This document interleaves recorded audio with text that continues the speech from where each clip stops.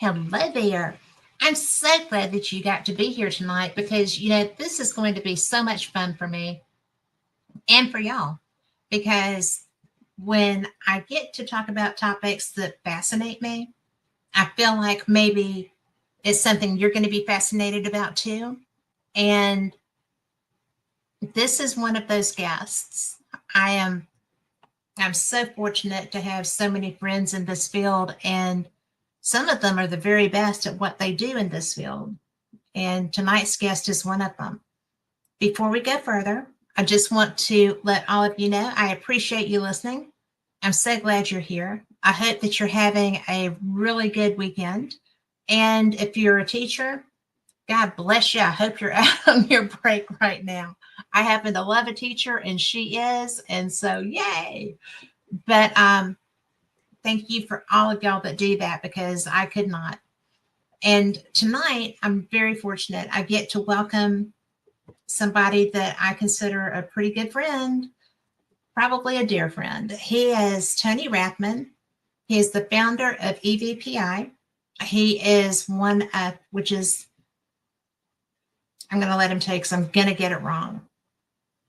And it's one of the things that he does the very best of anyone I know is EVP, electronic voice phenomenon. I just do recordings, right? Because I get more if I am doing voice recordings than I appear to when I'm using a device. Not always, but quite often. And I'm always surprised when I find them too. So Tony is somebody that you're going to love. And I want to go ahead and bring him in. So, hello, Tony. Hello. Yay, there you are. How you doing, Kat? I am so good and so glad that you're here. Thank you. No, thank you for having me. I love talking about EVP, ITC, and of course Staticom. So this is fantastic for me to get the opportunity to do that. Well, Roger at Arizona Ghost Tours is in chat and says, "You're awesome." So, Roger's a good friend of mine, and he's actually when we first started with Staticom, we kind of kept it under the rug, not letting too much out about what it consisted of. And over about a period of 2 years, Roger watched every episode we had ever put out about it, literally pausing it, looking at different mods, and he actually built one pretty similar just by watching the things we had put out. So give him a lot of credit for that. That's pretty cool, because it's not just anybody can do that.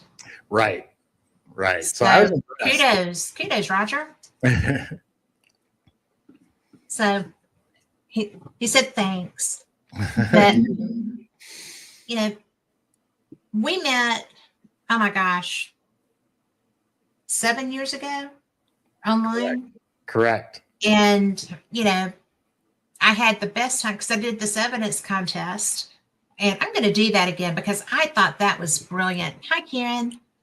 And I just thought that would be a wonderful thing because it brought me you and your friendship. It did. And you won that contest because you blew everything away. Well, thank you. You did.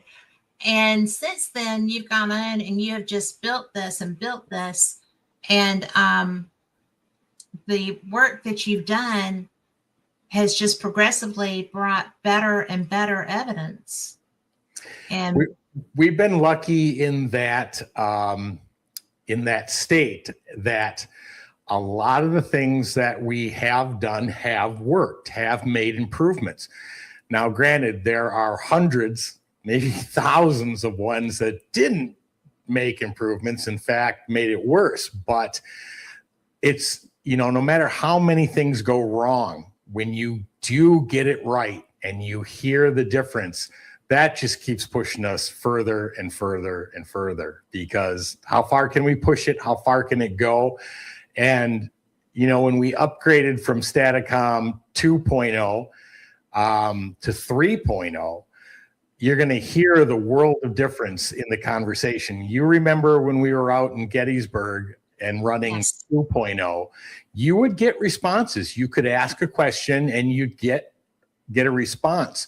The difference between 2.0 and 3.0 is that it's clearer, and 2, it doesn't cut off. 2.0, if you asked a question, maybe 2, maybe get a third one in if you were lucky, you might get an answer. But eventually that communication would drop off. That no longer occurs. That communication can go as long as they're willing to communicate back, or we shut the machine off. Okay, why would it drop? Why would it stop? There were a variety of reasons for it. Everything from principles within stochastic resonance to things that we determined that based on the computer being used, there's what's called a stochastic well, which holds a certain amount of energy. When that energy runs out, the communication gets cut. So there were a ton of physics principles that went into keeping that communication not only clear, but consistent. Okay. I was pretty freaking impressed when we were in Gettysburg. Well, you might be again then, at least I'm hoping. Well, I know I will be. You know, what did you bring? Because when we first met, you were doing regular paranormal investigations, getting great EVP evidence, because that was kind of your focus. Right. And what was your focus? That's what mesmerized you, really. It was. And what did you bring? What skill set did you have other than an avid interest and paranormal knowledge? What led you to doing Staticom to start with? Well, lots of things. First of all was almost 16 years ago, because we're coming up now on 16 years of doing this. I didn't believe any of it.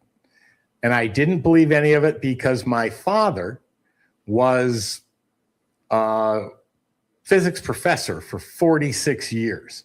So everything I asked got a scientific answer. Dad, why is the sky blue? Well, it's blue because of the atmosphere that surrounds it, because there's water vapor in. When sunlight hits it, blue is the most reflective color. That's why it looks blue. But nothing about ghosts, spirits, any of that. Right. So when my wife talked me into going ghost hunting back in 2010, on Valentine's Day, I had two choices. I could take her or have her mad at me till the following Valentine's Day. Didn't want that, so I took her. But what caught my attention when she was reviewing were these voices coming out of nowhere and actually answering a question we asked with timing and relevance. Couldn't figure out how that was happening. Was that I think you might have froze, Kat. Yeah, she froze. I think what she was going to ask me was if that was Hotel San Carlos. Oh, you're back. Yes. Now I was asking if it was well, I knew I want to talk about that too, but was this simply voice recorders? At that time, yes. What we got were EVPs on voice recorders, yes. Okay. But the fascinating part was, where was this voice coming from? How did it hear me? How did it know to answer? How come I couldn't hear it with my own ears, but yet the recorder could pick it up? And what was so fascinating about a vocal response was that it was like getting handed a bucket load of information. I could tell whether it was male or female. I could tell whether it was an adult or child. I could tell their emotional state. Were they happy, angry, upset, irritated? All of that came through in the way that they spoke. Mm-hmm. I could tell what language they were speaking. Was it English? Was it something else? I could tell if there was a territorial accent or dialogue in the way they spoke. So I was literally handed a bucket load of information before I even listened to the response. That to me was unmatchable. I feel like that when I get them that way too. Yeah. And that's what caused us to continue to go down the vocal response. And, you know, over the years, when we started, it was all about, can we prove that a spirit can speak? How clear can we capture it? And can we capture the best EVP or the best vocal response ever captured by a disembodied entity not physically in front of us? But it grew way past that today. And I always refer back to Rick McCollum, a friend of both of ours, who said, when I went ghost hunting, what I found was my own spirit. Yes. Now, he said it a little differently than I just phrased it. That's pretty close. But that's huge to us today because we're not chasing an individual spirit floating around. We are literally chasing consciousness, everybody's consciousness, whether embodied or disembodied. And the fact that consciousness survives death, lives on after death, and this whole study, this whole evolution of chasing these voices is not just from a single spirit, but from consciousness as a whole. That's absolute fact. And when you approach it that way, I have found that I'm a much different investigator than I was, 5-6 years ago. Heck, when we go to Scotland or, places where I'm focusing, that's my focus for the trip. That is, I'm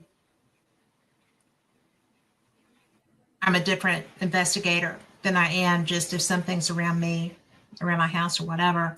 Right. And that happens a lot more than it used to. But I've lost 2 parents and I've lost 4 dogs. So there's a lot of stuff that happens. But it really is interesting because it's almost like they're isolating you to communicate with you too. It's not just us that are trying to do this. It's both teams. And correct. I find that to be something that I didn't really take into account when I was first starting to do this. Right. And, there's so much other information too. I mean, when people ask, if spirits want to communicate or consciousness wants to communicate so profoundly, did they help, did they help you figure out how to do this? And the answer to that is clearly yes. And I think I have a clip in there tonight that shows exactly what they're capable of doing and how they helped. Do you want to go to that? Why don't we play it? Just because it'll give, this is when the upgrade to 3.0 just began. I knew what I wanted to achieve. I was hoping to achieve it. And we were testing it. And I believe Roger was there that night. So was Karen, who's also in the chat. But this one is called Settings. And this was when we were literally trying to take the new system and get it dialed in. Okay. And so there's hundreds of different dials and knobs and all sorts of tuning involved with it.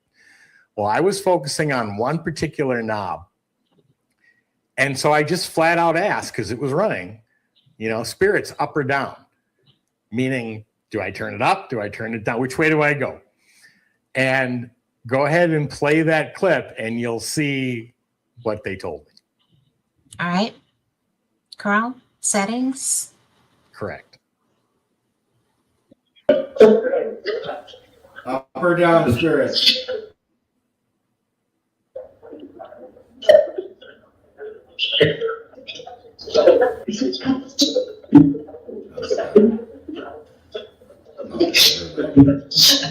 Seven. Okay. I can go to 7.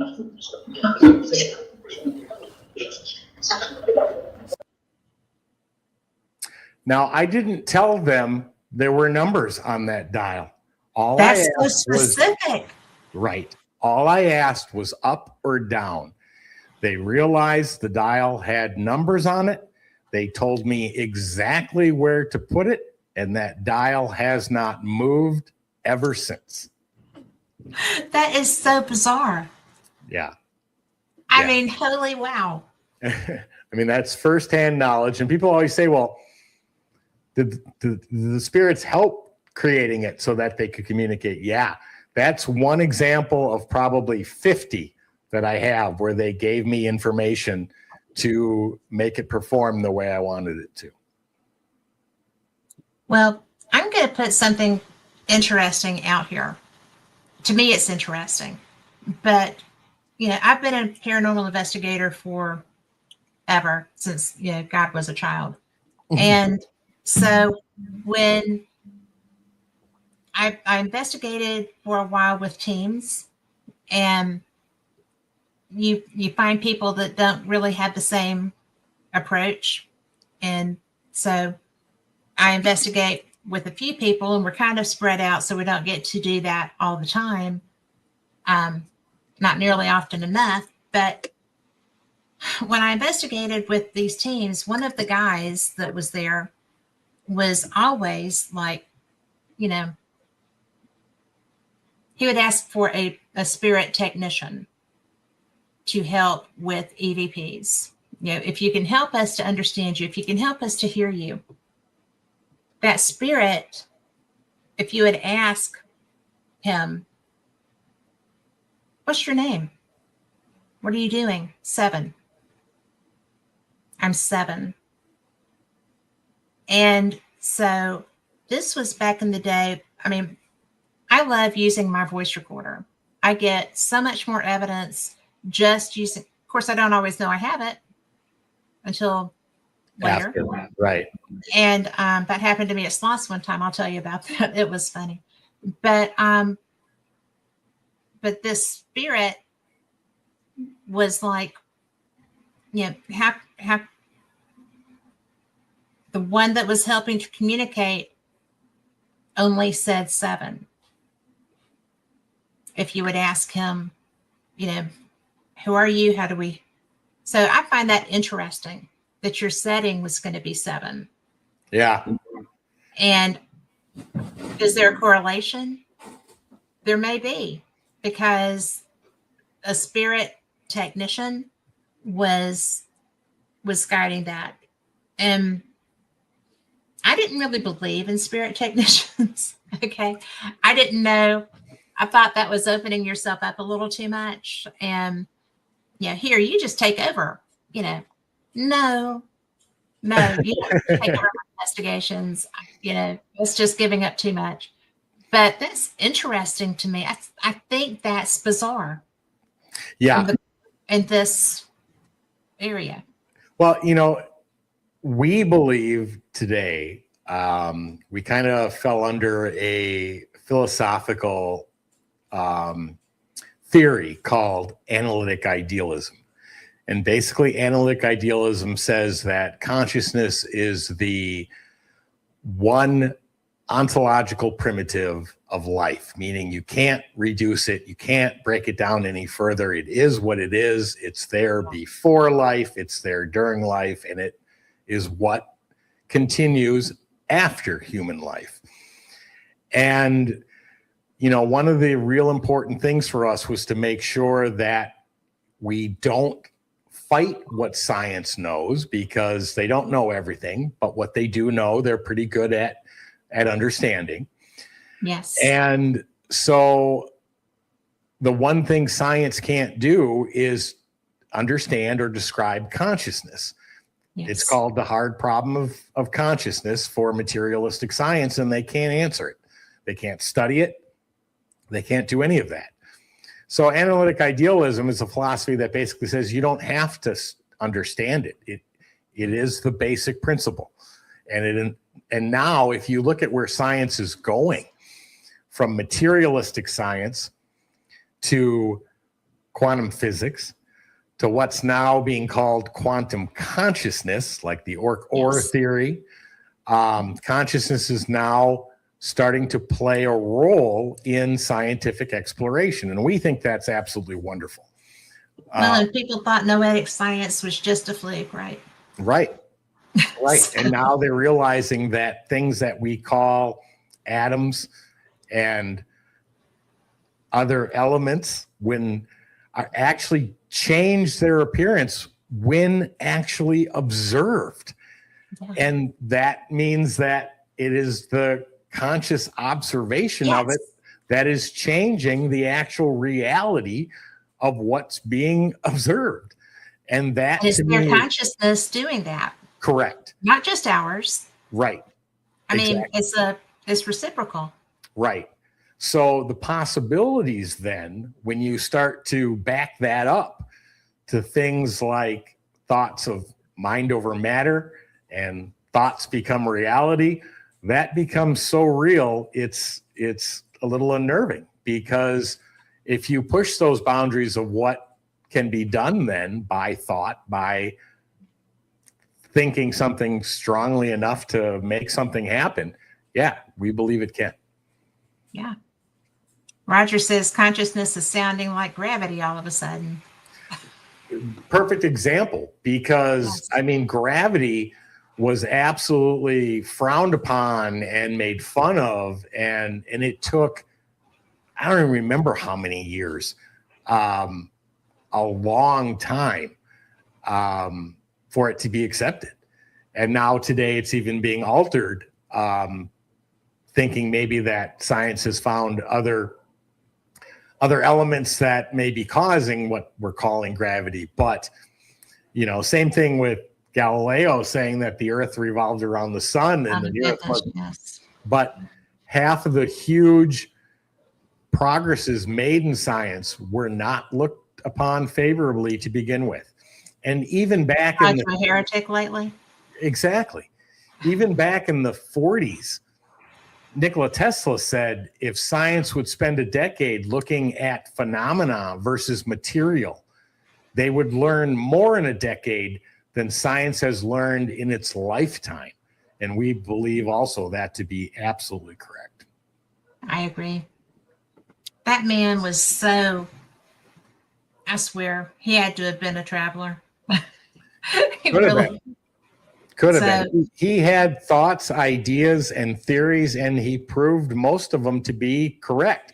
Now, that information didn't get passed along because all of his information was confiscated and was locked up somewhere by the government, but such a shame.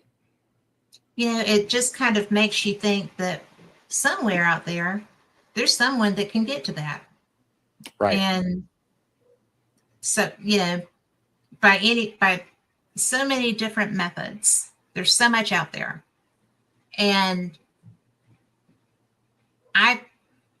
if I were rich and famous and have more money than God, I would have a reward out there for that. Yeah. I mean, seriously, I would have a reward out there for that, because that is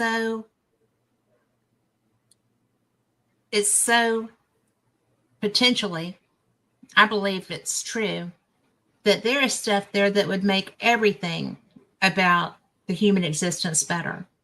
Agreed. And I mean, he wasn't stupid. He was so intelligent and so ahead of his time that he was a threat, or they wouldn't have treated him that way. Exactly. So I would offer anything I had if I were, I'd need enough to live on the rest of my life, but I would give the rest of it up. If I were Bill Gates, I would be finding that stuff. And, there's people, I know people that I think have skill sets that would be probably capable of doing a little traveling and finding things. You do too. Yeah. Yeah. It's so funny though, even when his material was confiscated, they had, I can't remember his name, but they had a scientist review it. Scientists came back and said, well, these are, fantastic ideas, but they're the thoughts of a crazy man. And, so they literally dismissed it, even though they didn't try to replicate it. They just dismissed it. And that to me says they're hiding something. Yeah. Well, I mean, there's no way. The people that were attacking him and the people that went in knew what they were doing and why. Right. And Robert says that in his humble opinion, Tesla's work was probably destroyed upon discovering what it was and what it meant. Well, without a doubt. I mean, if you look at how even the world is run today with energy, oil companies, pharmaceutical, it's all about money, income, and controlling that. Yeah. And when something comes along that obliterates that option for that income, they'll get rid of it so fast, faster than a heartbeat or a blink, to make sure that income for them doesn't go away. Well, we see a lot of that, don't we? We do. And it's still so frustrating to me that was allowed to happen. And Good. Roger says the science of today would blow the science of the past out of the water with thoughts of crazy Tesla's creations, and thoughts would have blown apart capitalism. He's right. Yeah, you're absolutely right. And those fears are probably what made it disappear. The fact that he had created a device that gave free energy, not attached to wires, which then you couldn't monitor, you couldn't tell who was using what, and you can't charge them for it. So yeah, that was a huge threat to them. Absolutely. And I don't know, I can get on a soapbox about that without too much trouble. But and I have actually touched stuff in a motor that wasn't supposed to be, and wound up getting a DC thing, and lived to talk about it. But it was a few minutes before I could. But the knowledge base is so it's just so above people in his period that I just think it's astounding. It absolutely is. And, science during that time, the early the 20s, the 30s, scientists weren't afraid to go down a path that may not have been politically acceptable without being criticized too bad for it. Today, it's horrible. I can't even we've been trying for over a year now to get a scientist to look at what Staticom can do. And a lot of them won't even touch it because their reputation's at risk if they are to look at something that breaks their materialistic foundation. And that to me is just so discouraging, because what Staticom can do is not, I don't want to say it's not normal, because we believe all of what we call paranormal is normal. We just don't understand it yet. Yes. But what it can do is not typical, I guess is the best way to put it. The fact that I can ask a question without a mic, without broadcasting my voice, and get a response from who knows how far away, with timing, relevance, and intelligence in the answer, just blows our mind. Well, it's because it's the coolest thing ever. I mean, it is. And it's really interesting because, Roger says, heck, science was thought of as witchcraft at one point, and now the paranormal is seen as such. True. And the paranormal is just a different level of consciousness. Correct. And but one of the things that I learned is that Well, let me ask you this. Have you gone outside of the US and Canada looking for a scientist that would help you with such, or? We've had some recommendations, and one of them was the Rhine Institute. And I still haven't written the letter. I had started it, so I need to finish that. I mean, we've gone to BICS, the Bigelow Institute of Consciousness Study. We went to, I'm drawing a blank on names, the Windbridge Institute. We went to Gary Schwartz. We went to Monroe Institute. We went to the other one in Virginia. I can't think of the name of it off the top of my head. IONS, I think it was. Institute of Noetic Studies. Right. Did you not get a positive response from any of these? No. In fact, some of them never even responded, and the ones that did was a automatic reply that says, "Thank you for your interest. Please check out our web pages and our, you can get documentation and studies here." And I'm like, you didn't even read what I wrote, did you? So yeah, it's very discouraging. Because I know some of the people with IONS who are very into this, and I can give you specific names later. That would be great. But because they know this is true. Yeah, it is 100% true. And this is the research that they do. All of the institutes that you mentioned, this is what they do. Well, and that's what we thought. And that's why we reached out. I said, hey, I have something that is reproducible. It can be reproduced 24 hours a day, 7 days a week, 365 days a year. You can study this. Nothing. No responses. That's very disheartening. Well, it is. And I think it was Dr. Schwartz who wouldn't touch it because, again, it's the reputation. Him being a very high-level PhD associated with a major University of Arizona, he didn't want to touch it because I wasn't a PhD and not associated with, and therefore he didn't feel my credibility was at the level it needed to be to look at it. Just okay. Well, they have a freaking UFO library that's off the chain. So they're willing to open themselves up to certain unusual science studies, right? Right. That's hogwash. That is absolute hogwash. Well, that's what we thought. And unfortunately, we keep trying. Hopefully, eventually somebody will say, yeah, let's take a look.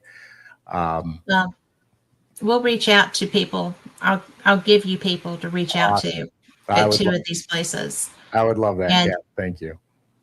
And what kind of scientists are they if they're not interested in pursuing something of that nature? Because the whole purpose of being a scientist is to test theories. Correct. To test, to push beyond, or we wouldn't fly.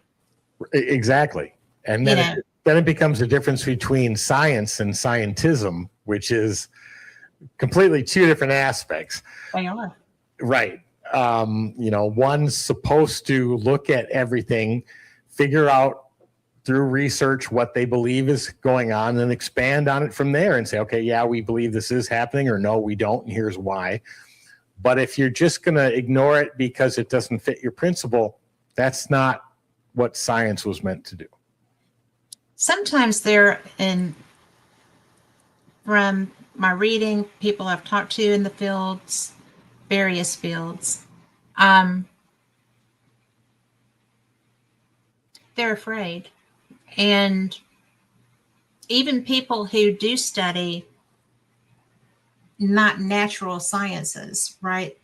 The paranormal, the things that are not easily explainable, even if they document people who are having experiences, I think that going beyond that level is something that intimidates, because if they maybe just positing an idea, a theory, if they are locked in to this mindset of, well, this is a human-based phenomenon, but it's not necessarily human interaction, because a lot of this is not human interaction. It's different levels of spirits. It's coming from different places than here. It's stemming from,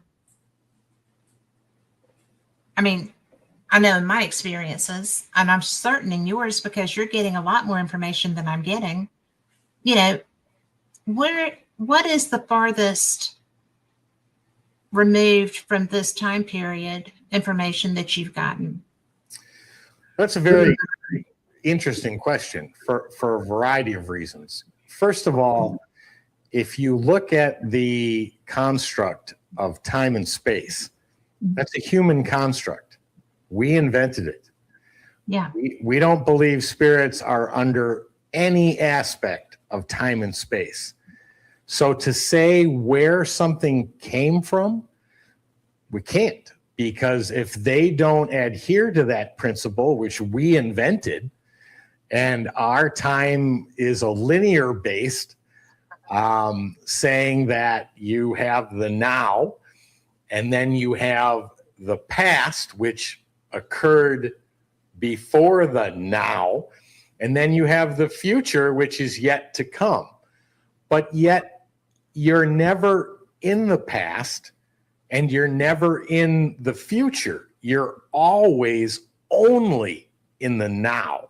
You can remember stuff that happened in the past and hope for things to happen in the future, but it is literally the here and now is all that exists. And we believe that's the same for spirits. So people always ask us, well, did you ask them, have them tell you where they're from? Okay, how do you do that?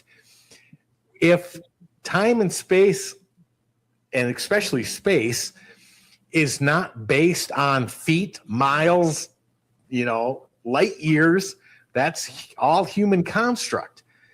And we've had spirits say you wouldn't understand. And then people say, well, come on, we're smarter than that. We'd understand. Okay, let's break it down to as simple as it gets. If I asked you, Kat, do you like ice cream? And yeah. Okay. And I say to you, without using time, the human construct of time, tell me when you had your last ice cream.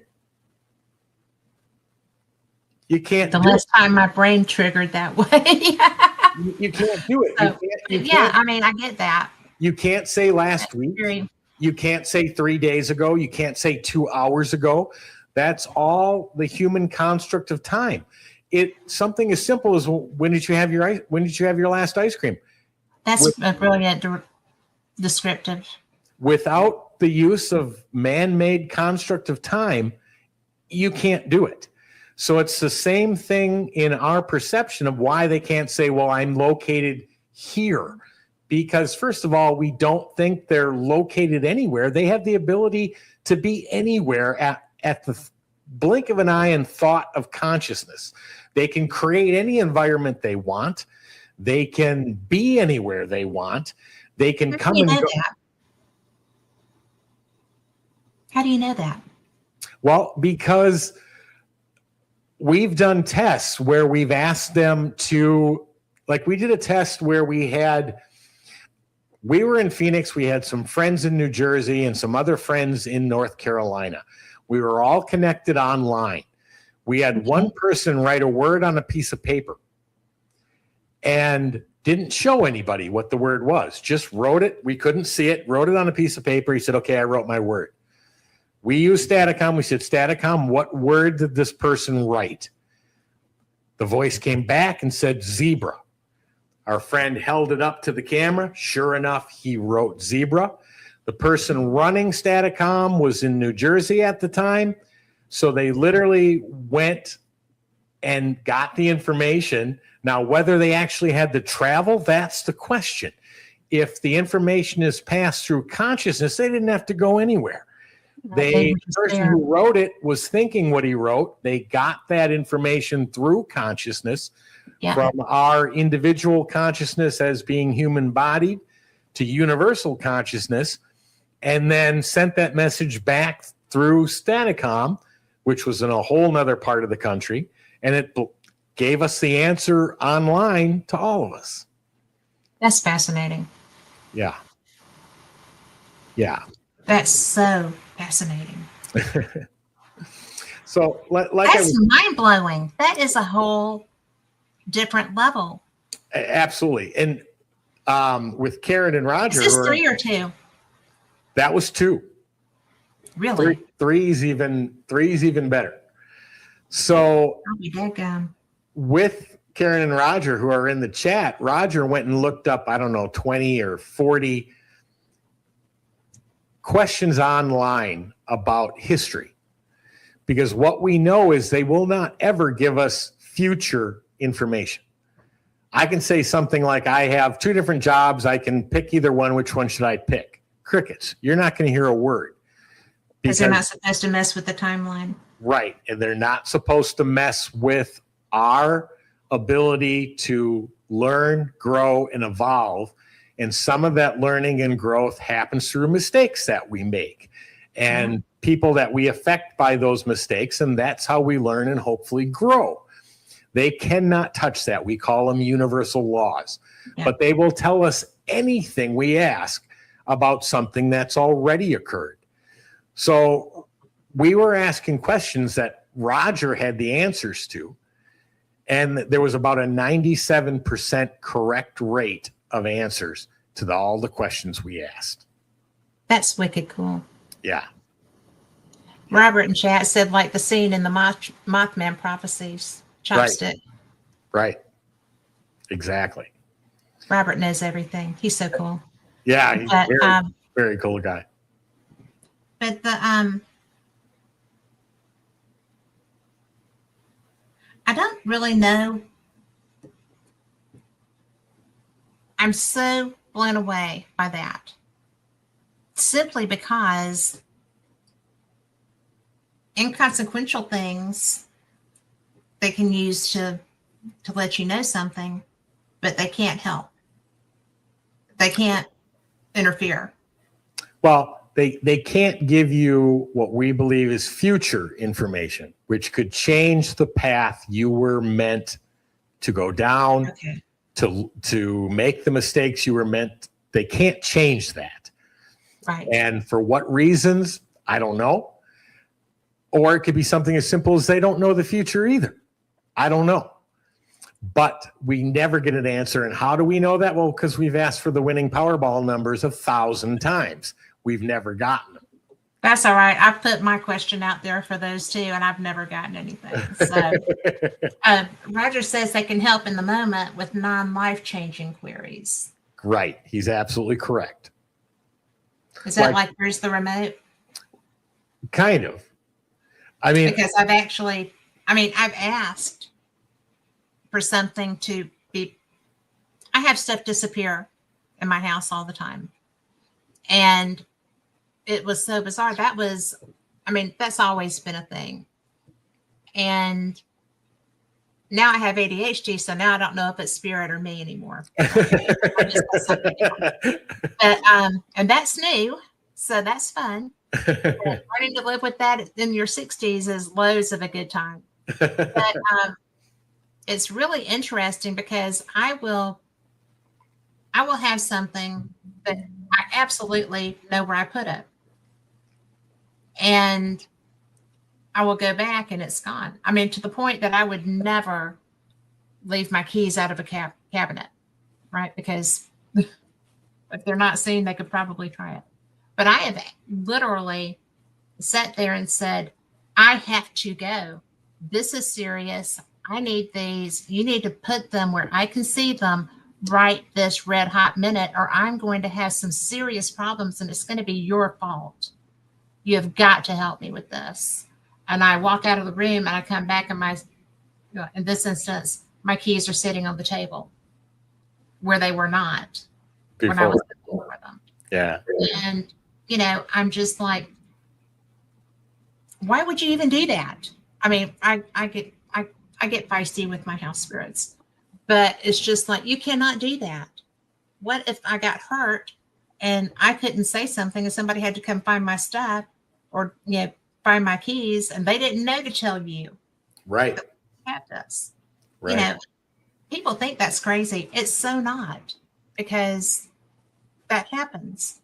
And sometimes they think it's funny. Not gonna lie. I've heard chat, but when it wasn't consequential, and it's just crazy.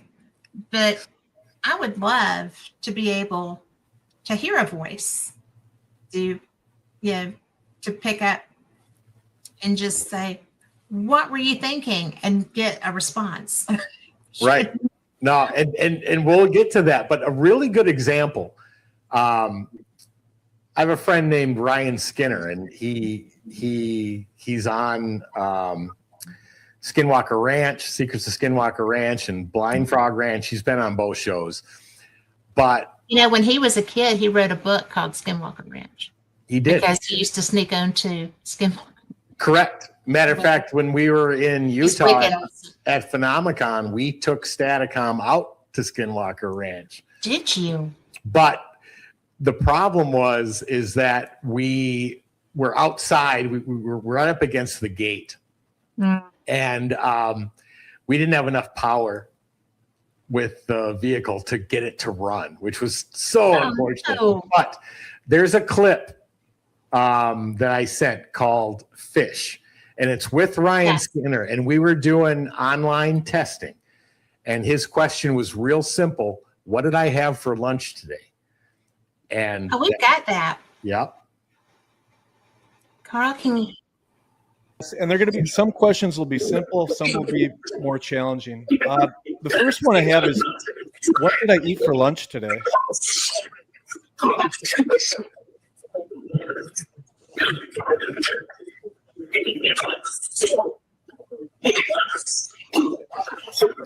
Did you have egg salad?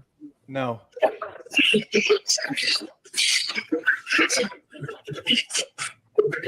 What did Ryan have for lunch, Spirit?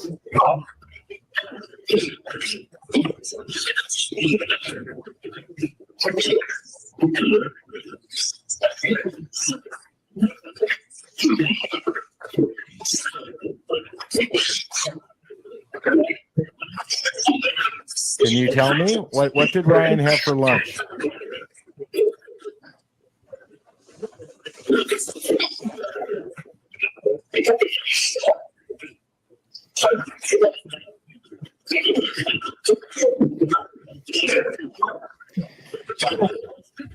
This question is for Tony. Do I have to have the image or the answer in my mind already? Or yeah, I mean, it's going to be there anyway because you know what you had for lunch. That's enough to give him the answer. Honestly, I'm pretty capable of being pretty brain dead. As a trucker, I can turn this brain completely off. It's like I just realized I didn't even know what I had for lunch until I just stopped. Oh, yeah, it would help if you know what you had for lunch. And that's part of what I'm trying to understand is, are they pulling this from my own thoughts, or are they able to look? They're pulling it from your consciousness, which is connected to universal or theirs. Okay, spirits, what did I eat for lunch today? And I'm thinking of it right now.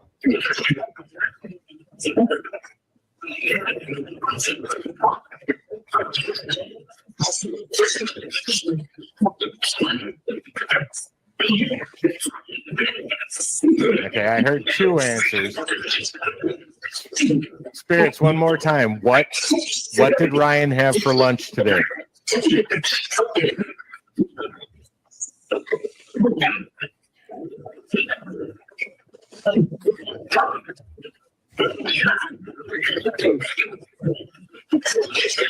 Can you tell me, Spirits? He's thinking it. What did he have for lunch today?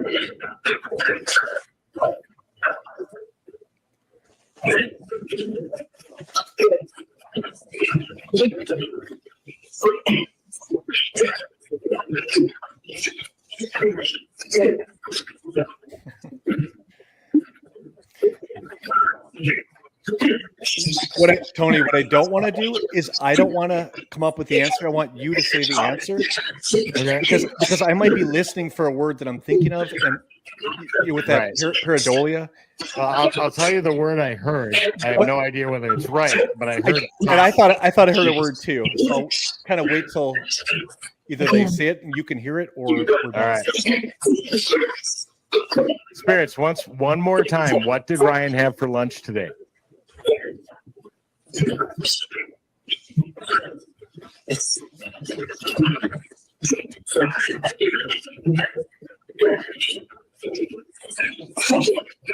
I keep hearing pasta. No? I would die if I had pasta. I'm gluten intolerant. Okay. You can stop. Are we moving on? At the end, Yeah, a lot of questions. Fish. I thought for a minute I heard protein, which I found interesting. And it was tilapia fish, and I'm trying to eat nothing but like the highest protein. Oh, okay. So there, he just said it was fish. But you know what? Now that you said it, let me ask again. Spirits, because I know what I'm listening for then. Spirits, what did Ryan have for lunch today? Fish right there. Did you hear it? I heard that. But that's after the effect. I heard it. But I'm not going to count it. But how many times did they say it that we didn't catch before? It was only in review of the recording that they said it 4 or 5 times that he had. Well, I see why they cursed. Yeah. So, that's wicked cool. And it's nice to see Ryan too. But, it's really, it's phenomenal. And that was that 3? Yeah, I think that was the beginning of 3.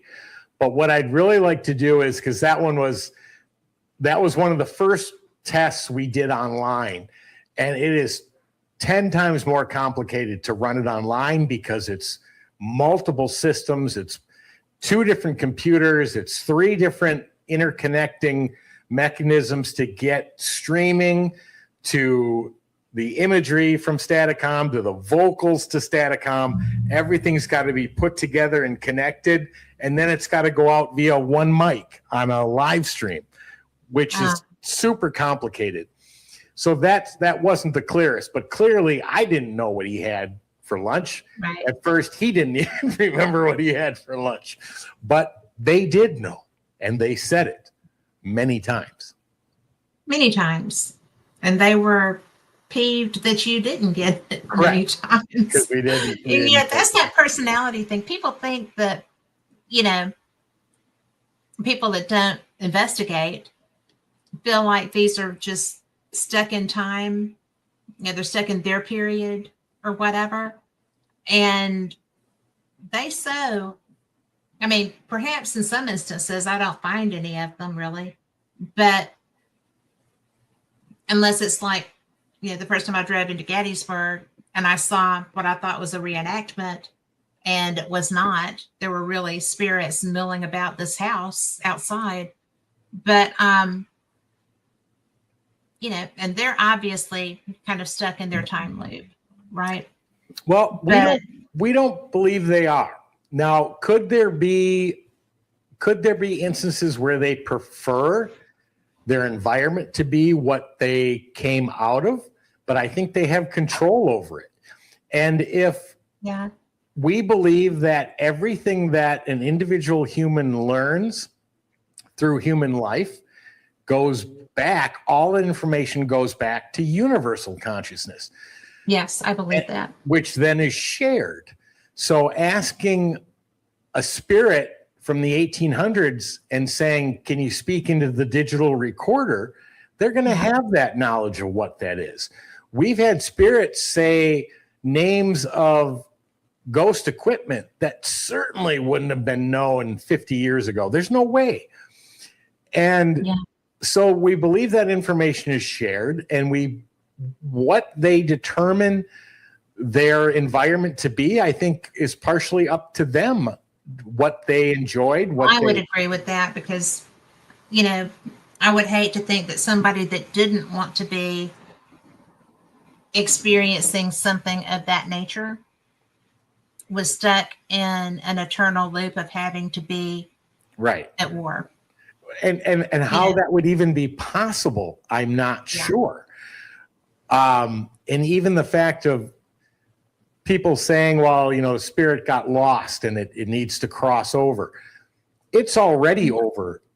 Yeah, to me, that doesn't make a lot of sense how it could get trapped. The only way I think it could get trapped, you know, and people always say, well, you know, does heaven and hell exist and where's it at? Again, back to time and space. If everything after human life is mental, then heaven or hell could be anywhere. It doesn't need to be a physical place. If it's all thoughts, emotion, working things out, you know, any instance of happiness or absolute pain and suffering is all mental, just as life is all mental. Yeah. It wouldn't need to be a physical location. Well, you know, we find that with the living too. Correct. You know, it's something that seems to be a human condition. Right. A human. It's not like some people will say you are choosing to relive these negative experiences over and over, as opposed to working to break yourself free from them. Exactly. And I think that sometimes we'll find spirits who really are stuck in a loop, but humans, living humans, do that too. Correct. So that's not something that would be an unknown experience. They could have been that way when they were living, and then they just happened to pass, and then that's still there. That's still them. Correct. You know, they couldn't let go of it. Right. And so now they're going to have to live through it until they can, maybe. I don't know how that works out. Yeah, I don't have all the variables either of how that works, but if you're nothing more than energy, frequency, and vibration, you know, you should be able to, with an understanding, and maybe there's rules, I don't know, but you should be able to break through what people call traps and boundaries and being stuck. I find that I don't understand how people stay stuck like that when they're living, you know, because there's so many options to find the path out. Correct. And it's, I mean, I had an abusive childhood. I went to therapy. I walked into therapy one day and my therapist said, "See ya, you're done." And I was like, "Excuse me?" He was like, "No, you're done. You've worked through all this. You're fine. Nice. You know, go forth and live a good life," you know, basically. And so, you know, you either do the work or you spend all the time stuck in that. And, you know, I think that perhaps that's part of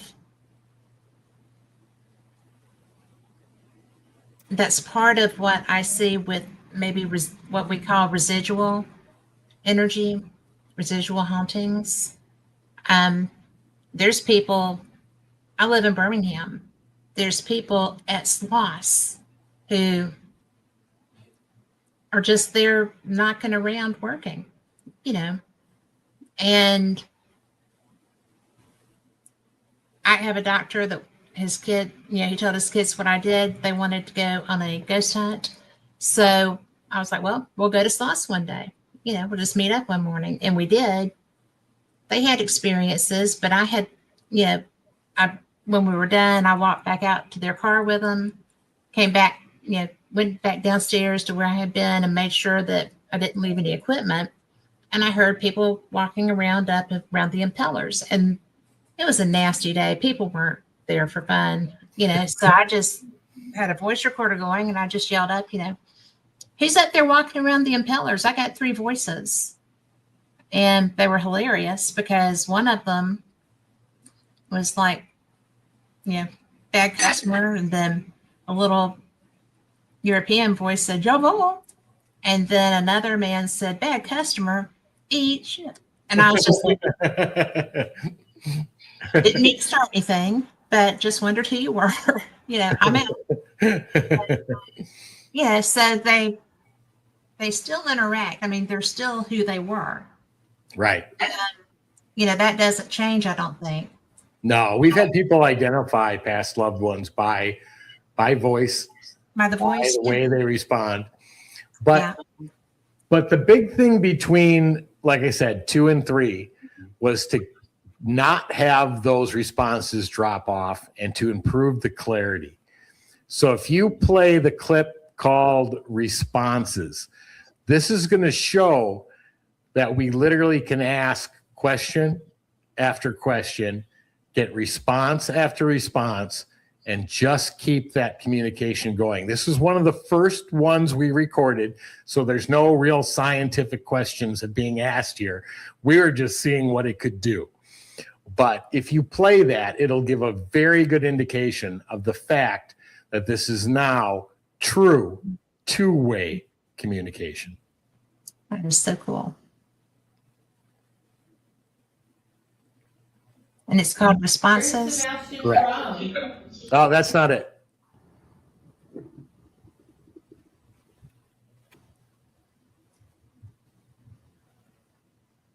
I don't see it. Let me go to that transfer file. You can talk amongst yourselves. So let's see what I got. Let me see if I can hold it up. Oh, there we go. Let's see. I don't see responses. All right, let me see if I have it. Hold on. Okay. I'm sure I do. Give me 1 second. Here we go. And okay, I got it. Let me share this. Share screen.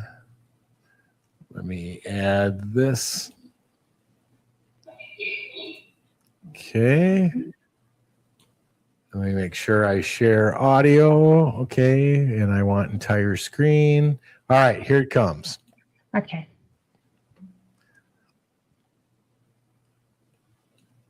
And if you just add it in, I will hit play. Okay, here it is.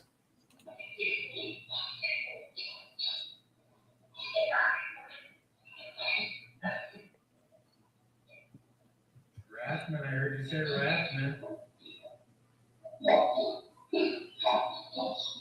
Yes. What did you want to say to Roger? It's Tony.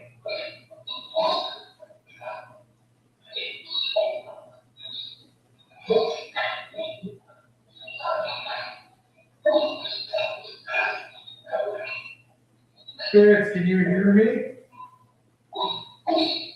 Yes, okay. That was a loud voice that just answered. What's your name? That's a strange name.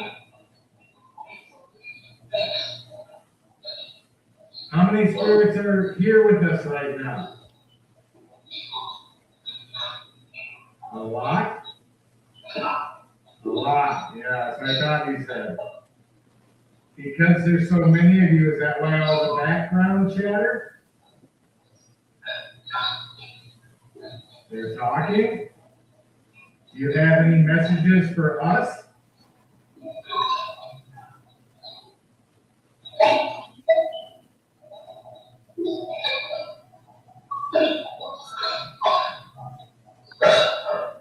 Rathman, I heard that. So, yeah, big difference from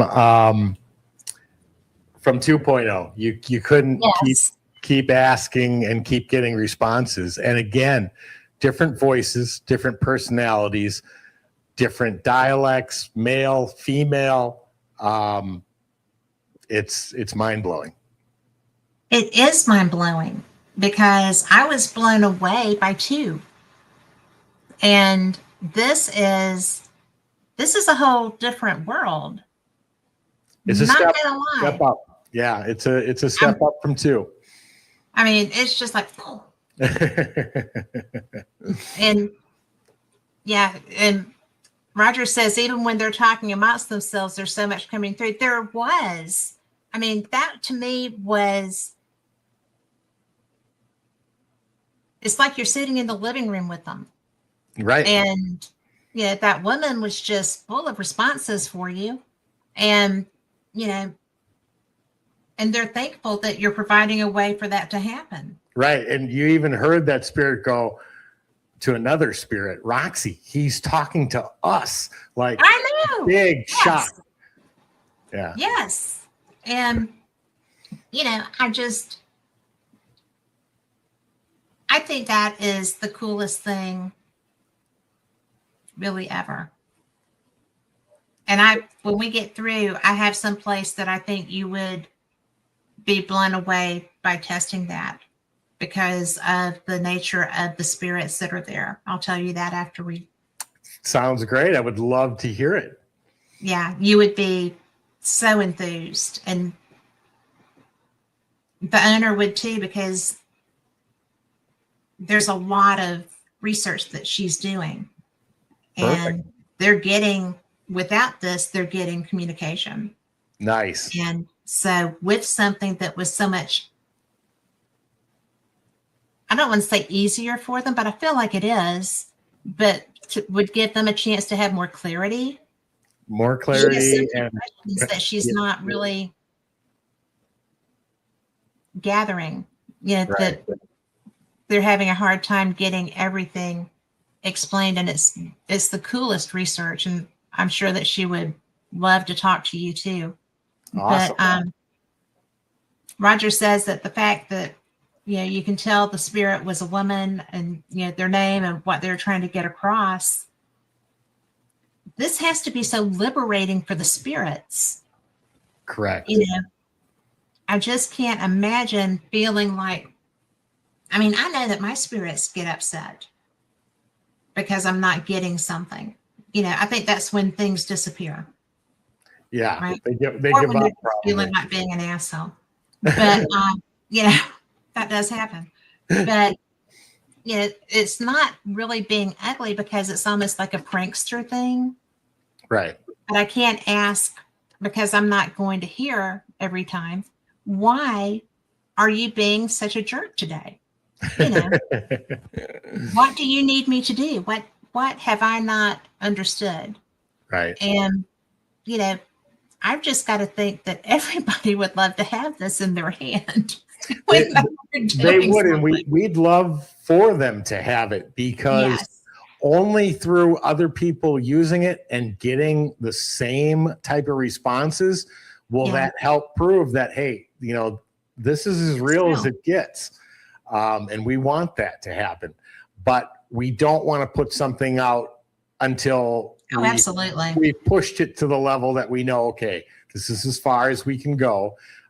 So the next, I don't know, year will probably be the determining factor of, you know, how far we can get. But I think that as they learn it, that you'll be able to, as more spirits become aware of it, I guess. Yeah. Oh, absolutely. Like I was saying before, that I just partnered with a fantastic ITC researcher and electronic engineer in Brazil. And when we got through all the contract signing and, you know, everything's NDA, can't share this, don't show anybody this. And I said, okay, here's my basic setup. And when he turned it on and started asking questions, the spirits immediately said Staticom. They knew the system, but they were speaking to him in English, because that's what they speak to me in, as well as Right. other languages, and I've got clips to show that as well. But I said to him, just tell them that you need Portuguese. And it wasn't more than 24 hours later, he sent me clip after clip. They are now speaking to him, exact same system in another part of the world, because he's in Brazil, so South America. They communicate with him in Portuguese now. Get out of town. Nope, dead serious. Okay, that's a whole different kettle of fish. Oh, yeah. I mean, that's a whole different.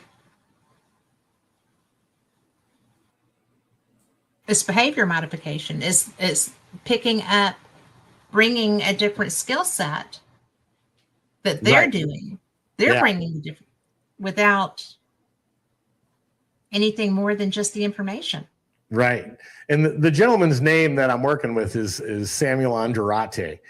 And his father did spirit research and wrote a couple of books and all sorts of other things. So his son learned some of it from him, and then of course his electrical engineering. But he was blown away when he turned it on and he heard full English sentences.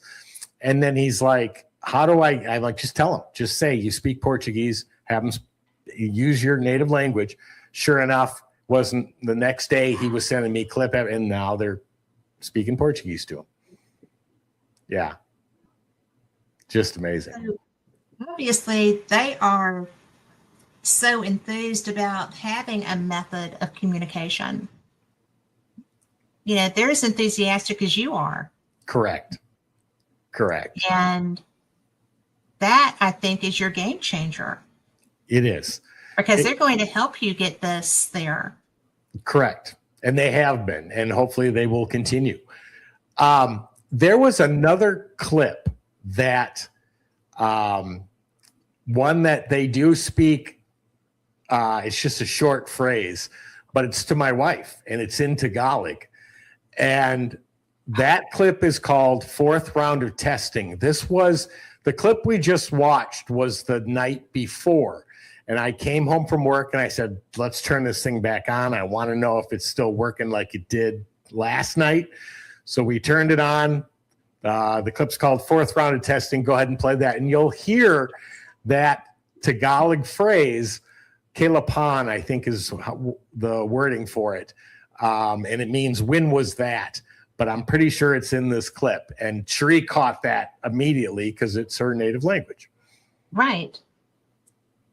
The time what?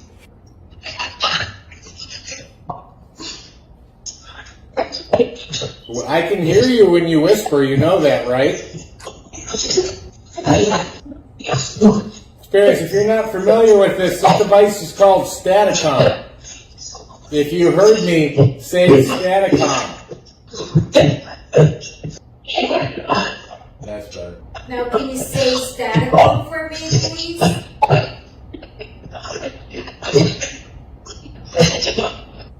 All right, Spirits. If you don't want to say Staticom, let's play another game. What am I holding in my hand? Glasses. Thank you. Thank you very much. How about pineapple? Can you say pineapple? Oh, perfect. Thank you. How come you can't say Staticom like that? It's one word. It's one word, Staticom. Have you not been able to talk to humans before? If you can hear me, spirits, say elephant.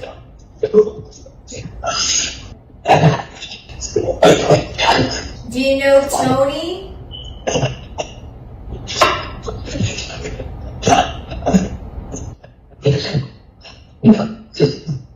It's me. If we use this device to help cold cases, will you answer the questions? Yeah, sure. You bet. Thank you. That will help. That'll help a lot.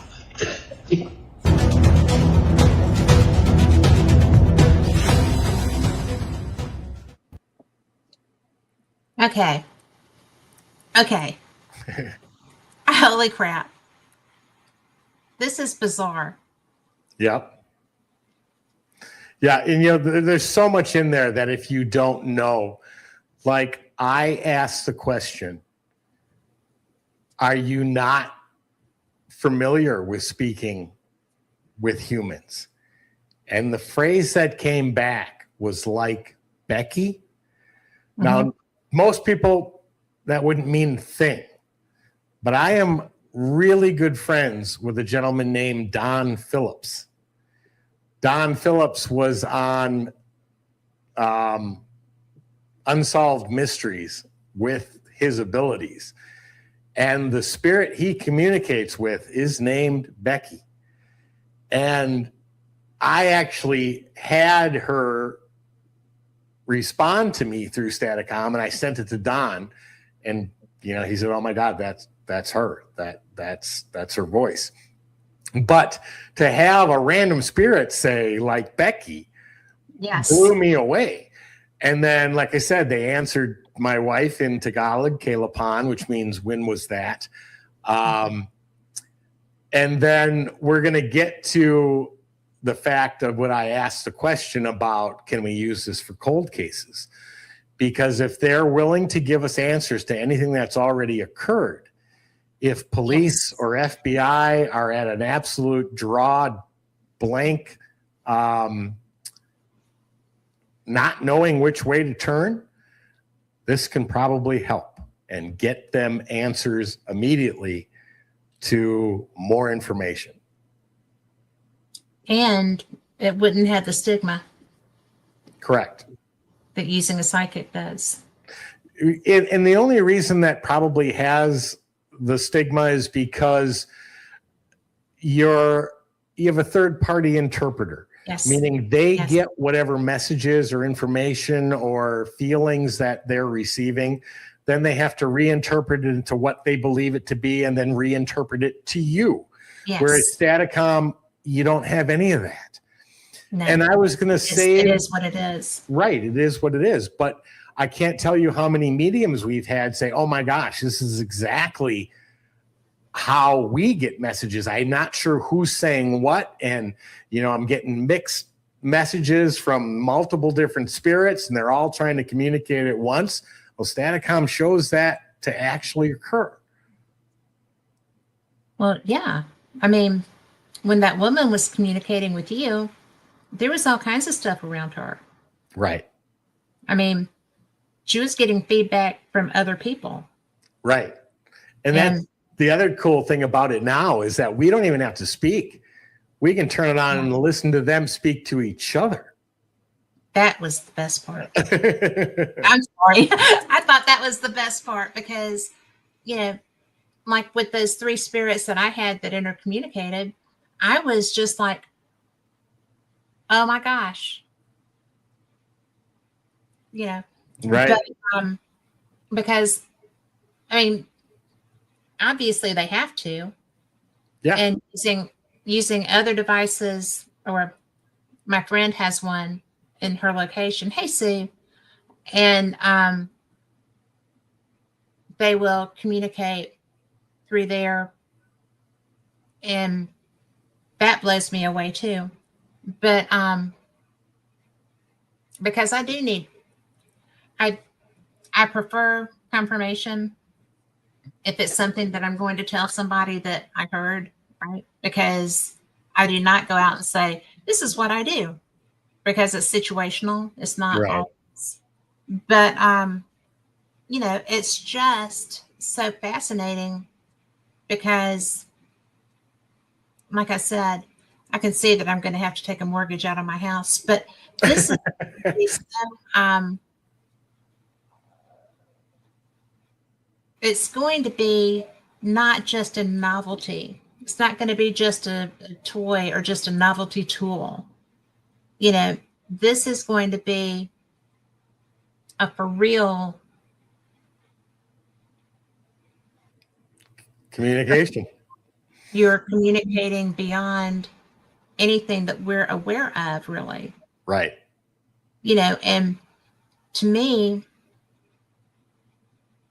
obviously they don't have to be in this plane of existence. Do they even have to be in this plane, this cycle of time, or, you know, in a galaxy far, far away, which is the one that I find fascinating, because I do get feelings relevant to that, you know, and so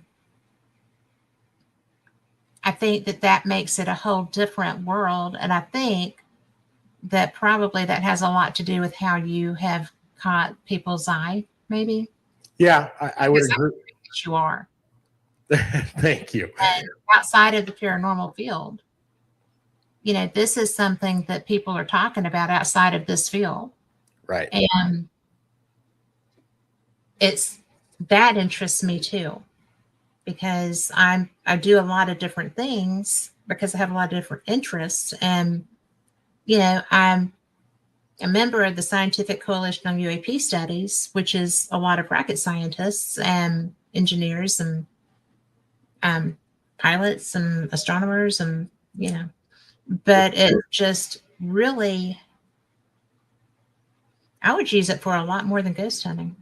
The doors it could open are, we don't even know the limits of it yet, but you said so many things I just want to comment on. You know, when you start talking about UAPs or extraterrestrials, and then you break that down to what we believe as idealists, that everything is consciousness. Well, then consciousness doesn't end at human life. No. It probably includes all extraterrestrial life as well.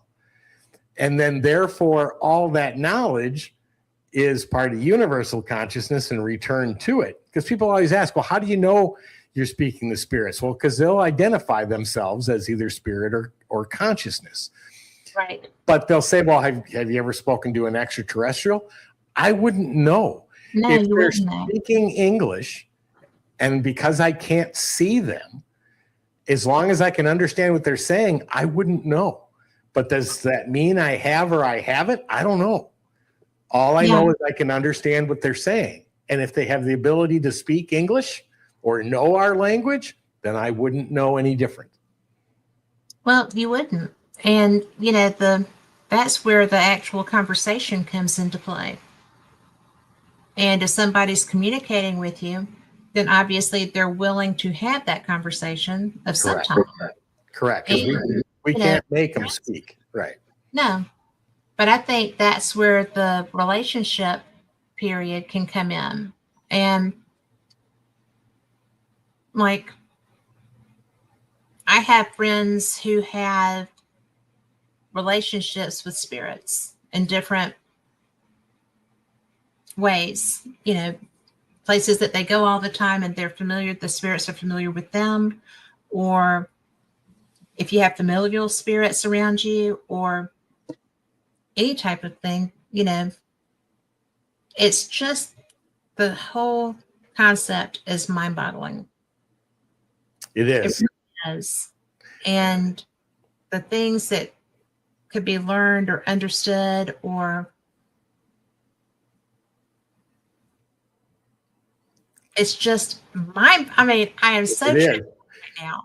I'm so excited for these possibilities. And you know that I'm a tech girl. I love this stuff. I don't have your knowledge base. That's not my training. And it's just so fun to consider where this can go. And Roger says, well, Sue said that even our own galaxy is staggeringly, amazingly, unbelievably large. Yes, it is. And growing.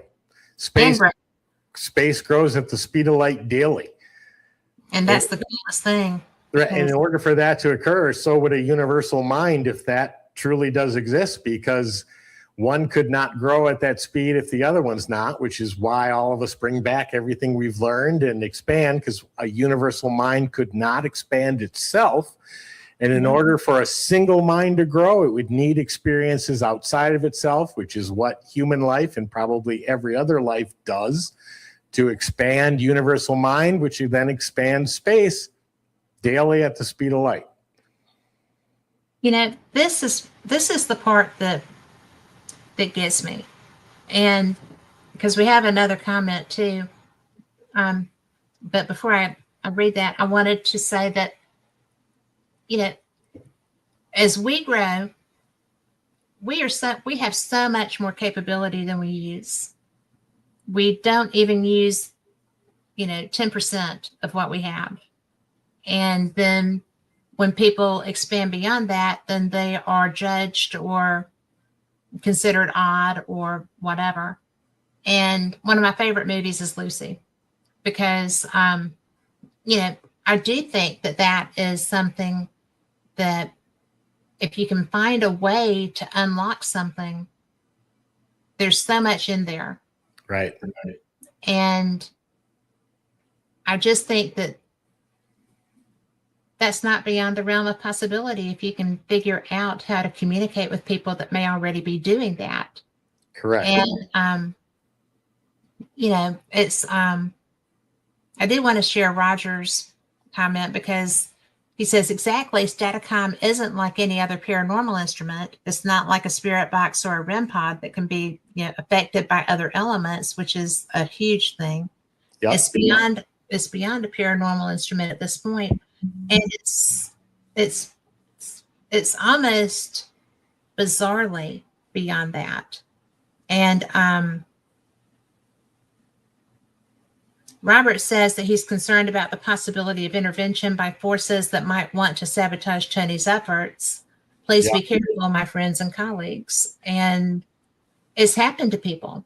No, Robert's absolutely correct. If you heard in that one of the last clips we played where they said impressive, thankful, the next statement was be careful. And what Robert is pointing out is exactly what I believe that be careful was about. Yes. Who would want to get a hold of this? What are they going to use it for? What's their intentions? Could it be weaponized? Yeah. There's a million concerns, which is one of the reasons why it's not available yet. And something as simple as, let's say you're in court and you're fighting over a will and who is supposed to get the house. What if you could actually reach out and say, who's supposed to get the house? And they get the person who wrote the will and said, no, it was supposed to go. I have no idea what that would do to so many systems, not just legal, but religion-based, scientific-based. I mean, this would literally just cause bricks to come tumbling down once it could be proven. And that's what we're working on, to show that this is real. This is not something we made up. This is not something we're imagining. This is happening. Yeah. And, the be careful, I think, was just to validate that this is a real thing. Correct. And that the threats can be real. And right. I agree with Robert too. Robert is a genius. He really is a genius.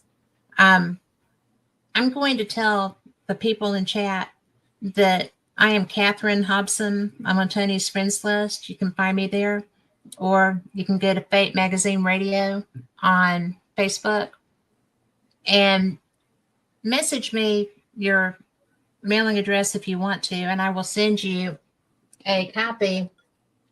Yikes. That was my charger. Sorry. Things are just flying everywhere here in the old, Tony has a great article on Staticom in the newest edition of Fate Magazine. And if you want to send me your address, I will mail one out, and I will mail it out before Wednesday. So awesome. You should have it by the weekend, unless Christmas cards get in the way. But it's really good because, Tony is the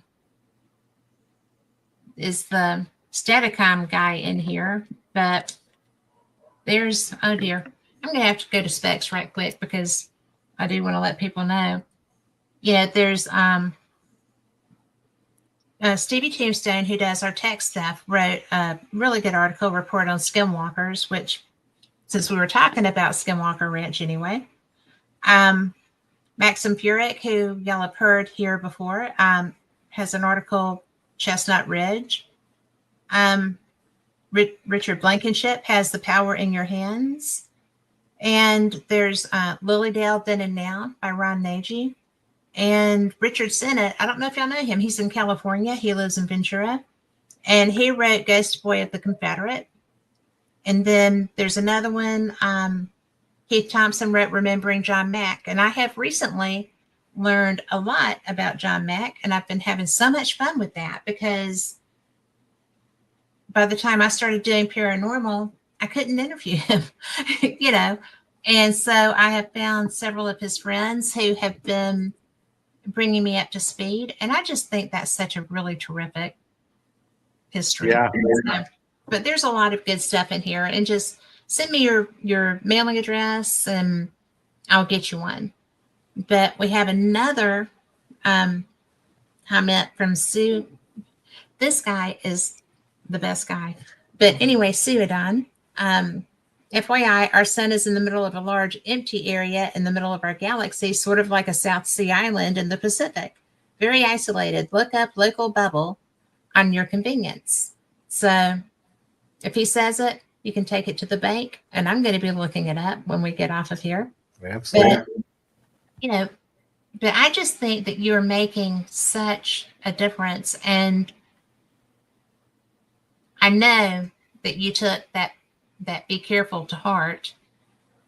And I also know that your wife is your research partner. And I know that she is very well protected as well. She is. So, you know, and, you know, you can always, you know, pack her up and send her here if she needs to get. I will feed her Southern and love on her and show her the beach here. So kind. So kind. But, well, you know, y'all are good people. Thank you. And, you know, I just think that I think what you're doing is so vastly important. And I'm so freaking blown away by the difference that you have come across between 2 and 3. It's huge. It was a major step, no doubt about it. But one of the things that let's back up to was the fact in that clip prior where I asked about using it for cold cases. Yeah. Let's play, and let me explain it first, but let's play the Lennon clip. And before you do, let me explain what occurred. And there might be a word or two that's a little vulgar in this response, but I had just gotten 3.0 running. No, it was running. I had done another upgrade to it. And I was in my studio and I was, manipulating it and testing it. And Cherie walks into the room and she had a very distraught look on her face. And I said, "You okay?" And she said, "No." And I said, "Well, what's wrong?" And she said, "Do you remember Lennon?" I said, "What do you mean, do I remember?" "Of course I do. He was a mutual friend of ours, childhood friends of Cherie when she grew up in the Philippines. And last time we were visiting, we went out to dinner with him. Really nice guy, but he was a politician." And she said, "He was murdered on Monday." Now, this was Wednesday. This was 2 days after. Well, I had Staticom running when she said that. And so she started to speaking, and I said, "Wait, so just don't say anything more." I said, "Get your phone." I said, "You don't have to record our voices, just so you can hear us in Staticom." I said, "And ask some questions."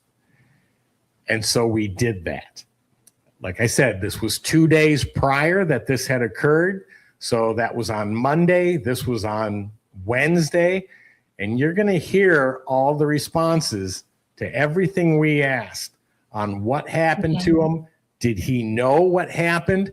And then we asked one final question. Who did it? And you're going to hear that as well. Okay.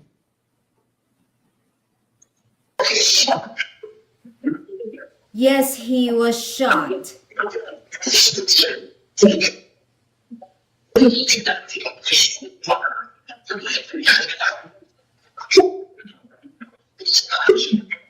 Lenin, did you know that you were shot?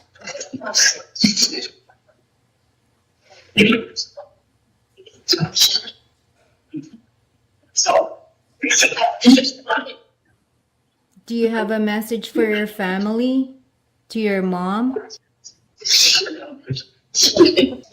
I saw you how they shot you or shoot you. Lenin, kilala mo ba kung sinong bumaril sa'yo?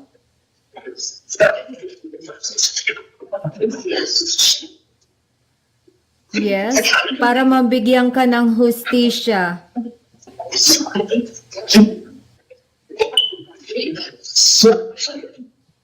Kilala mo ba kung sinong bumaril sa'yo? Just give me the name, Lenin, so I can help you. Did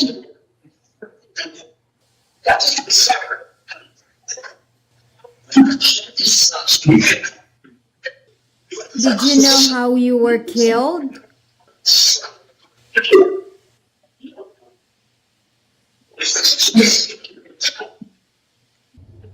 Lenin was shot and killed last Monday. Lenin, do you know who did it or not?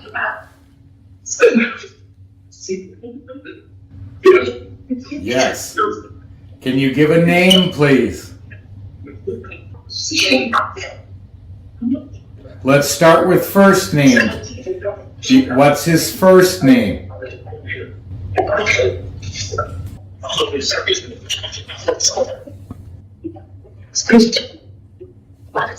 Christian. Was that a name? Was Christian a name?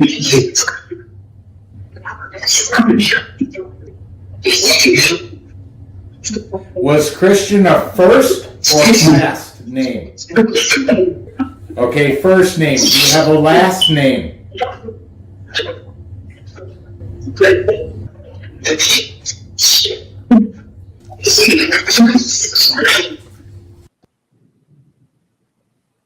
He even has plastics. I couldn't make out what that last. I put it in just maybe when we posted it, that other people might have been able to make it out, but nobody else could. But the chances of getting a first and last name. Now, people say, well, was any of this true? Do you know how many murders get solved in the Philippines? About 0.01%. And because it's politically related, probably nothing is ever gonna happen. But to get a name first and last, and the fact that there was a comment made with a swear word in the beginning, that little Christian, well, Christian was the name, and we didn't know it when we were hearing that. But then Christian Dredney was the name that came through. So we released it because we figured if we didn't and it got solved, no one would ever believe us that we had that. So we released it prior. But and then a couple of those questions my wife is asking in Tagalog. Yeah. But yet they're answering in English because they knew I was sitting there as well. And I wouldn't have gotten the Tagalog answer. But it's just mind-blowing. It is mind-blowing. Is there a Christian Drebney? We don't know. There was a statement that was his publisher. Would a politician have had a publisher? Yes, he would have. Was he named? The biggest problem is that there's some dangers in pushing too hard because it was politically right. So we have to be careful, but so throwing that information out. Now, granted, it's out there somewhere on the internet, but pushing political boundaries. Well, that's not a good place to do that. No. There isn't a good place to do that. There's no good place That's to do not that. a good one. But that is, you're absolutely correct. Well, I have friends that come to Biloxi from there, and when she comes when David has a tournament, So I'll see her every few years or whatever. And she has to take she flies into Manila, and then she has to take like 3 or 4 island hoppers to get home. But she talks to me sometimes about there, and beautiful and lovely and a great place to be, but don't talk much. Right. So I get that. Yeah. But and One Sue of the- said, Oh, sorry. Go ahead. No, go ahead. well, I was just going to say, Sue had actually said, taken at face value, obviously still in shock and still stuck in the trauma because it's only 2 days. Well, but the funny part was there's only 2 voices. One when he said yes, Yeah. and one when he said to my wife, "I'll always love you." That sounded like him. But Yeah. there's a statement in there where another spirit says, I said Lennon, and I can't remember what I asked, but they said, he's not up yet. Yes. So is there a transition period, reconfiguration, understanding of what happened? I don't know. But I found that fascinating that they literally said he's not up yet. Yeah. Well, I was going to ask you about that, but it was almost like you were asking if he knew who had done this, and he was like, I thought he was referring to the killer. So yeah, and he did. He said yes. I said, "Did you know who did?" Yes, he said yes. Yeah. And I said, and then Cherie said, "Give us a name," or I said, "Give me a name." yes. And then they said Christian. And I said, okay, is that a name? And then I said, is that a first or a last name? And they clearly said that was so name. clear. You're right. So clear. Yeah. So it's mind blowing. It's absolutely. It is mind blowing. I mean, it's just so. This isn't supposed to work, right? No. Ostensibly, this is not supposed to be a thing. We got. Oh, sorry. Go ahead. I was just going to say, ever since I've met you and seen your work and, learned more about you as, time has gone by and stuff, you do get things that shouldn't work. Right. And so what we did was we finally got a very well-known, I'm not going to mention his name, double PhD scientist in computer science and electrical engineering. And he agreed to take a look at the components. He didn't want to hear anything about voices. He didn't want to listen to, all he wanted to see was the components, the makeup of the system. So we spent about 2 hours online, connected video connection, going through each and every component. And he came back to me and he said, okay, he said, I'm going to break this into 2 sections. One is your white noise generator. We're going to call that A. And everything else we're going to call B. He said, I have no concerns of any interruptions, any voices, anything coming in section B. He said, the white noise generator is my only concern because it's in a plastic case.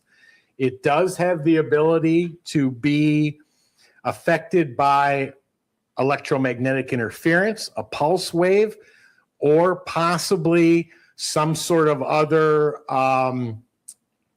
energy wave that could cause disruption. He goes, I don't know about full speech, but he goes, we're not looking at that. I want to stick to just scientific electronics.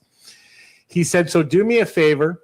He said, either take the circuit out or rebuild a circuit. I built a brand new one, a brand new white noise generator, and we encased it in a steel case to get rid of low electromagnetic interference to protect it from it. Right. Then we wrap that in military grade Faraday material to keep higher signals out, like satellite. Then he told me to pound a 10-foot metal pole 2 feet into the ground and ground the circuit that's in the box to the pole, which is 2 feet into the ground. He said, you still get voices after that? I'll be impressed. Guess what? We did it all. Voices didn't change one bit. Get the heck out. I love that.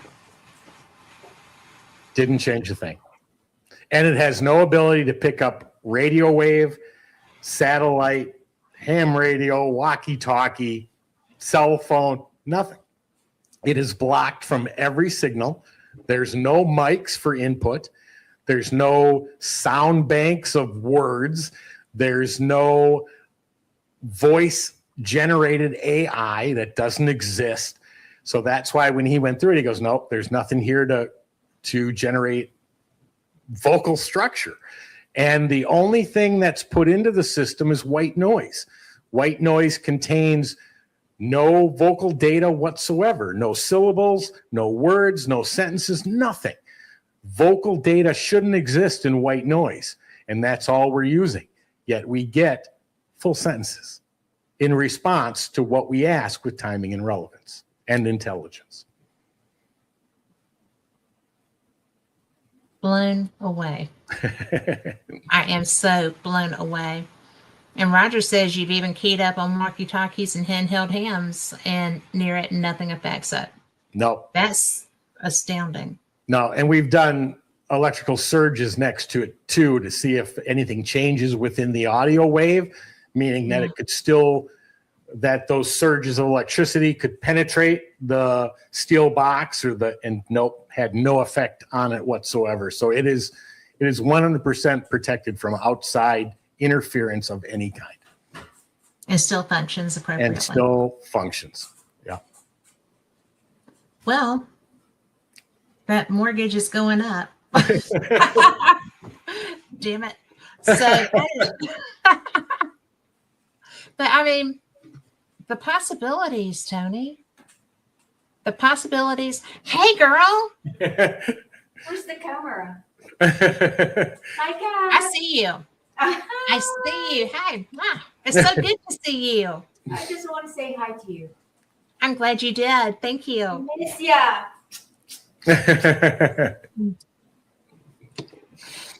I do love your wife. She is So so beautiful. She is a wonderful Inside and woman. outside. Yes, she is. So, Leonard. Oh, Robert. I'm going to get this wrong. Leonidovich. Vasilev created a Faraday cage to shield telepathy. ESP got through. So, I mean, the same thing. Right. I told you, he knows everything. Yeah. So, Brilliant, man. But yeah, Yeah. we, the scientist was just like, he's like, he's like, are you serious? It didn't change a thing. I said, no. He goes, that's all I want to know. I don't want to know anymore. Because they don't want to touch the paranormal side because of it can affect their reputation. And I completely understand that and respected the fact that he just took a look at the components. And that meant the world to me that he did that. well, that's if that's unassailable, then the other is too. Right. Right. Robert said experiments in distance influence discoveries by Russia's foremost parapsychologist. There you go. Yeah. But I just am. I think you're brilliant. Thank you. I've always been so impressed with your work, and even though some of it I don't get all the time, I don't. It's not my forte. I mean, I'm kind of my own interaction thing, and even that's not always, perfect by any stretch of the imagination. But I just can't tell you enough. Just with the 2.0, I mean, I had personal experiences in that room with that running, and it was impressive to me that y'all could run side by side. And so there were two programs running Right. simultaneously. And the spirits chose which ones to come through. Yeah. Plus, when we switched, we gave them passwords that they'd have to say, and they did every time we did it. They'd say the password that we gave when we shut one off, turn the other one on.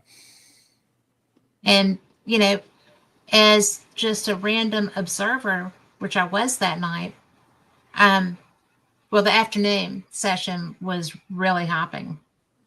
I think the people in the room got tired, so I don't know what was going on when it started to slow down, but then it picked back up. I mean, it was bizarre because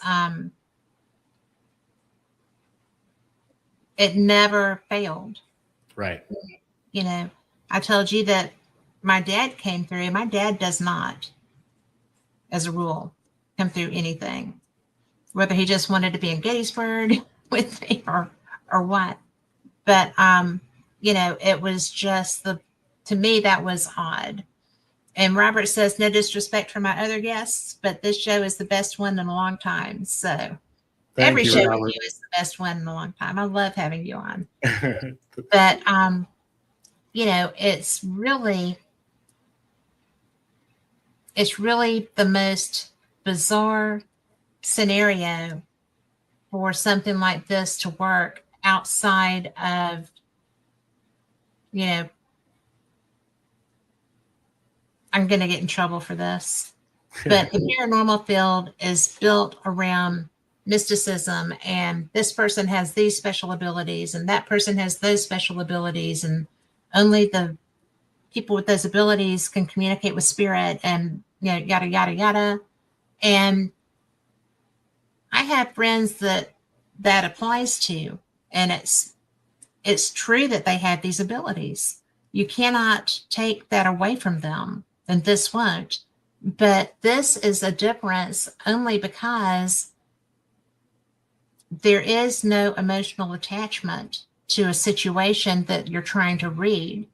You know, there's not going to be a human element necessarily brought in, except that your friend Lennon was upset. He was audibly upset. He used the F word to describe this man, which is how I would feel if somebody shot me, by golly. Right. But I would probably have been much ruder. But, you know, it's just, if you take the emotion of the vessel of understanding, to phrase it that way, then, or the means of communication, you take the emotion away, then it's much easier to see that this individual was emotionally suffering because of being murdered. Right. Maybe he was dead. The guy was what he called him. And, you know, so there was a lot there. And to have a human element coming through a mechanical device, that to me is more indicative of the reality of what you've developed than really any other side, because with what you're using, that human element should not be there. Correct. So to me, that is just a brilliant piece of evidence that this is real. Couldn't agree more. And Robert makes another just great point. He says some religions are 110% against talking to spirits. And that is so true. But that is why we think, when I said before that we don't, everything that we did, everything that we theorized, everything that we put together, we tried not to conflict with science.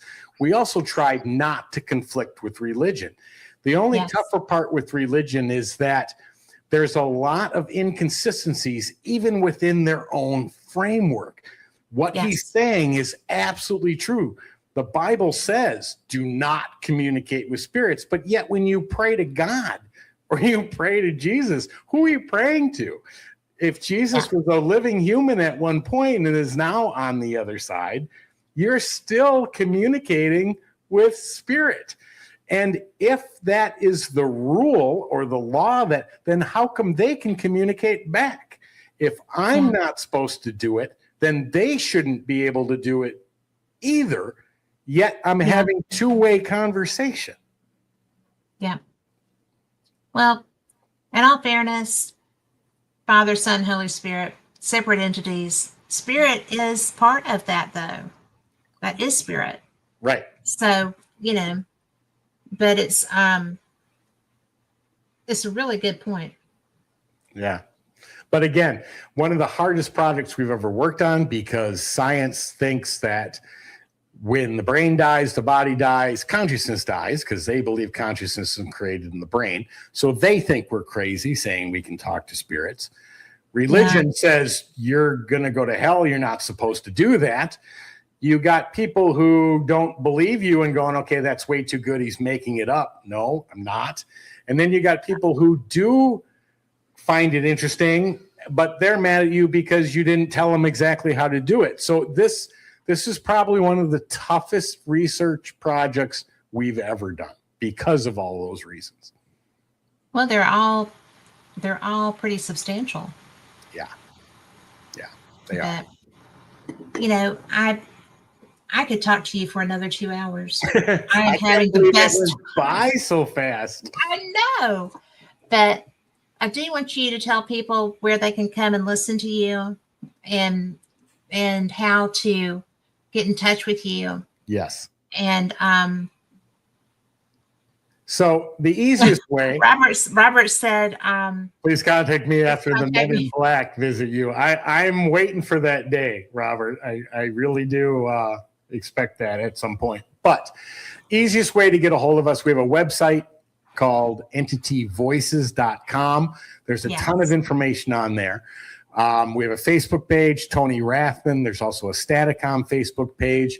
We have 2 YouTube channels, Entity Voices Paranormal Investigations, and the other one is Staticom. Now, most of the demonstrations, the live demonstrations, which we did one today, we had a little bit of technical difficulty, and I'm not sure why. I haven't had a chance to look at it yet, but we ran an hour live Staticom session, which allows, this is on our Patreon page, but allows our Patreon members to ask questions of their own to see what kind of answer they get. And the reason we did that is because there was all sorts of problems with having somebody pay money to get spirit communication, as well as dangers where the person doing it can lose the ability, and we didn't want that to happen. So patreon.com, Staticom is another place to see what's going on, but the easiest are probably YouTube and the website. well, And all proceeds for the Patreon all go towards my partner Samuel and my new research to 4.0. Well, I tell you what, it is so fantastic it's fantastic just to spend time with you. But, to be able to learn more about this, because I am greatly enthused. And when you start getting more advanced things that you were talking about with 4, I want you back. Absolutely. You will always know where we're at, what we're working on, and I will come back anytime. Well, I appreciate that, because, I just love learning. I love spending time with you, but I love learning about this project, and your regular, Entity Voices has always been fascinating to me. Thank you. So, I know what a good researcher and investigator you are. So Appreciate that, Kat. Thanks. Thank you. Thank you for sharing your time with us. My pleasure. And for everyone listening, I appreciate you so much. Come back next week. And like Wednesday night, Paranormal Experience does Mark Fultz. And that's going to be fun, because that man is a hoot and a half. He's a psychic, he's a genius, and he's a raconteur. So great Christmas spooky stories will be part of that. So thank you again, Tony. Thank you, everyone, for listening, and y'all come back. Good night.